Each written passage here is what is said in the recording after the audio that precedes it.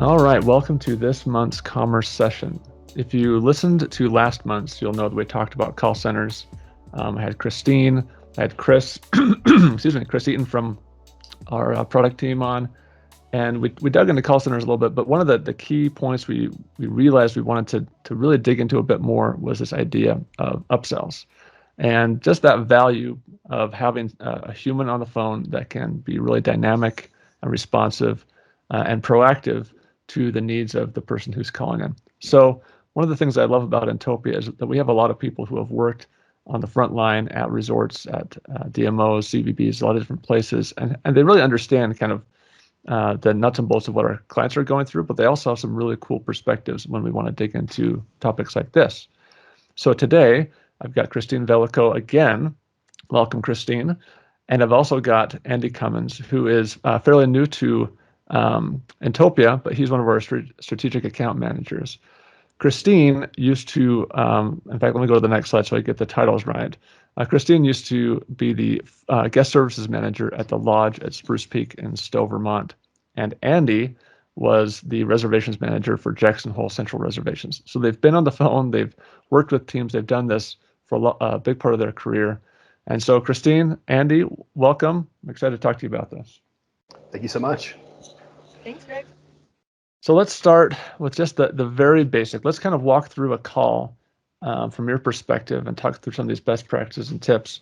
So Christine, let's start with you. When the phone rings and you're at the call center and the phone rings, what is the first thing that you're doing when you see that number or that call come in? Yeah, so typically for me, the first thing I will look to do is either take that phone number, or if I get a guest, addressing their name when they're introducing themselves, is really just go to a new session and put in that phone number or that guest name just to see if I can pull up a guest record and just begin to kind of sleuth through and see if they're returning guests and just grasp at whatever information might be on file. Andy, how about you? Yeah, I mean, beyond the kind of the logistics of preparing for the conversation, I think it's also important for agents to take a minute to, kind of bring up the energy and make sure that each call is kind of treated as a unique opportunity to share their knowledge about the destination. So, not carrying over, maybe negative experiences from the past call or making assumptions about any kind of marketing efforts out there. Is really treating each call as an opportunity to share what they know about coming to the destination. Gotcha. So talk more about that energy when the call is actually starting, and you've looked up what you can, you've maybe got a feel for who they are, maybe you didn't find any record. When you start addressing the client or the guest, what are you first saying? Andy, why don't you take this one first? Yeah, sure. I mean, I think that the beginning of the conversation is a great opportunity to kind of understand, why the guest is coming to the area, but then also sort of trying to uncover unstated needs. Things about, how are they getting to the destination? Are they, flying or driving in? Do they need an airport shuttle? Do they need a rental car where they're there? Things that they might not have considered, making sure that they understand, all the different lodging options that they possibly can go. I mean, maybe they thought that they were going to book multiple hotel rooms for their family, but perhaps as an agent, that there's a suite that better fits their needs, or, things like, what are they going to do for dining while they're here? And are they going to need reservations for, the hotspots in the area? So it's really sort of making sure that you give the guests the full picture and kind of uncovering things that they might not have considered before they're calling in. Absolutely. Christine, talk a little bit more about something that Andy hit on, which is, if it's a new guest or a returning guest, how do you approach those differently once you're talking to the guest?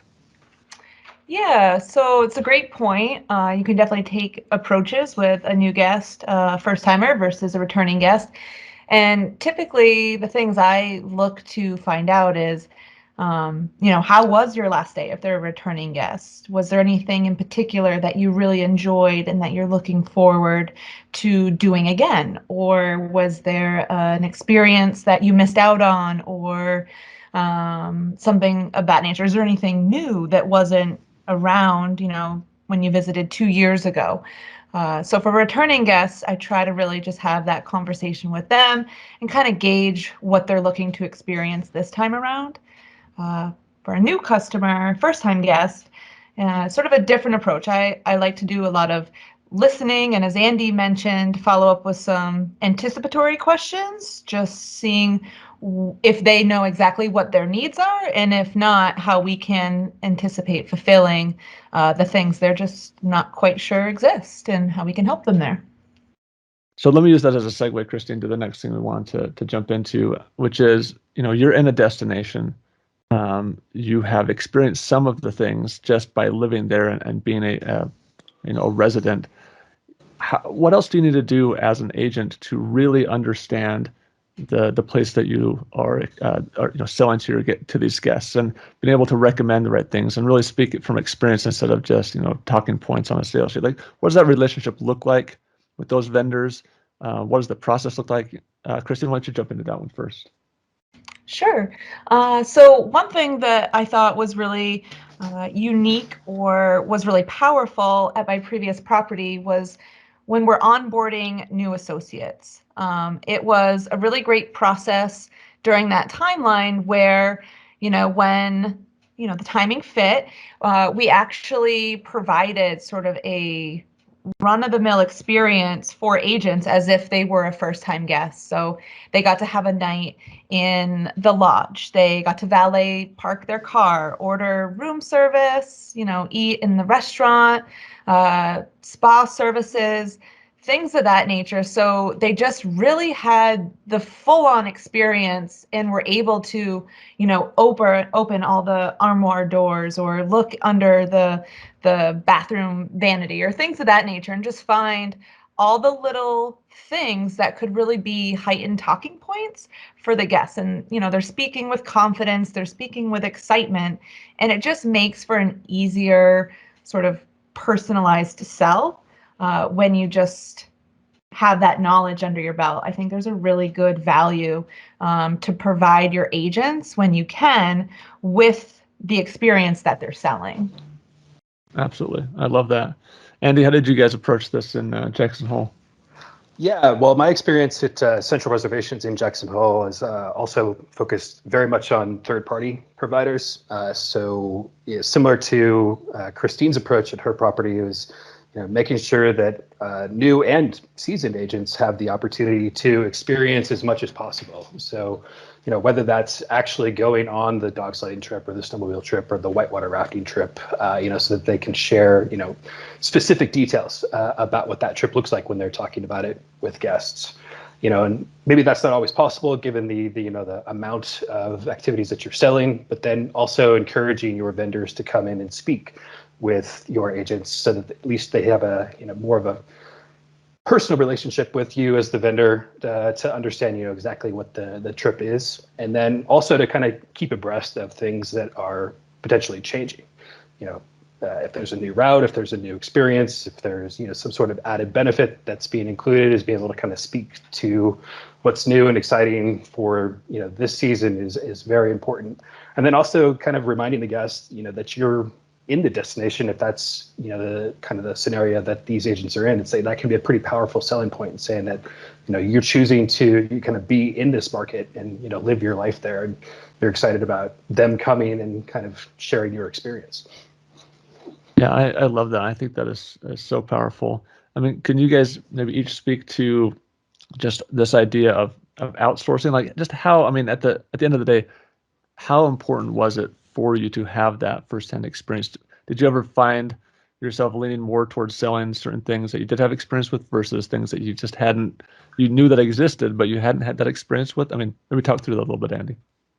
Yeah, sure. No, I mean, that's, definitely a possibility that, if you're more familiar with, one trip or one experience over something that you haven't done, I think that, can really differentiate the experience, for the guest, compared to, something that's, outsourced where, maybe agents have only had sort of the website version of things where they can say that this is the nuts and bolts of how to book and where you need to be, but they can't really speak to the specifics of the trip.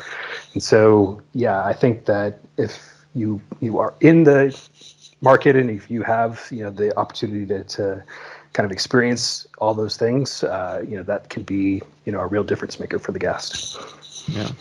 Christine, talk about one point really quick for me.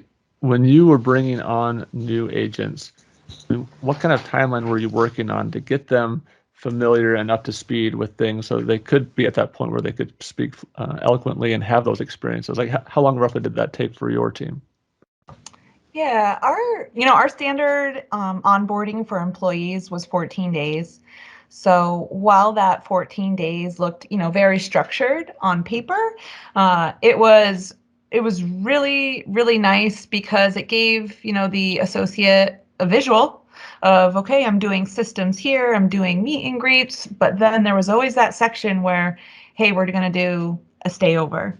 This is really important. And we would do some exercises too, just to create that awareness. So, an example being, hey, can you describe this new restaurant in town that just opened? And an associate could say, yeah, well, I haven't, been there, but I've heard that it, sells this and it has a great happy hour special and the host is super nice.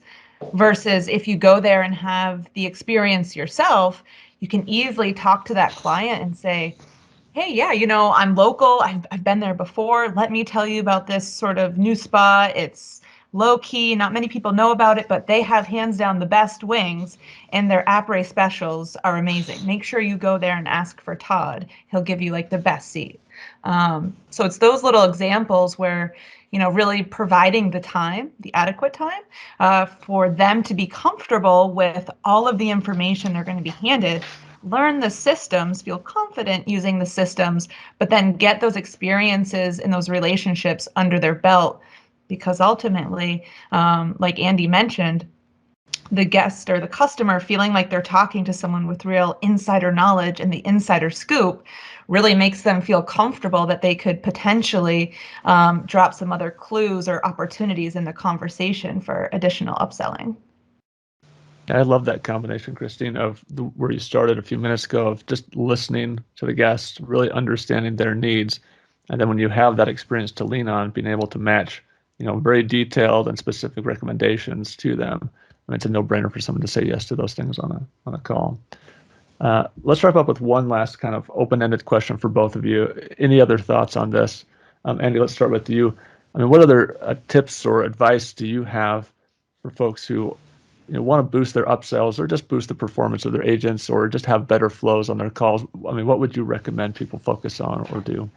Yeah, sure. I think Christine actually kind of just touched on that in her last comment, but I think something that I think can be critically important, especially in call centers, which unfortunately can tend to be high turnover environments, is making sure that your agents are very familiar with the technology that they're using to book the itinerary for the guest.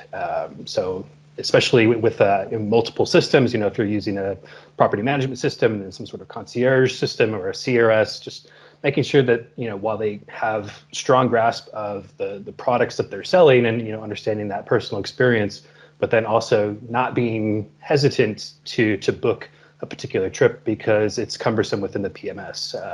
I've found in the past that agents can sometimes get fixated on things that they're familiar with. So if they're only comfortable with like booking the lodging process, then that's typically what's going to be in their itineraries. Whereas more seasoned and more veteran agents will typically have larger carts because they understand everything that's needed to kind of complete the itinerary for the guest. Absolutely, love that. Christine, any last thoughts? Yeah, I think it goes a long way, and it's probably with most people's level of service, but really sprinkling in the customer's name when you can throughout the conversation definitely just kind of goes a long way with building that trust and that confidence. But, being genuine, being helpful, a good listener and listening for those clues and opportunities.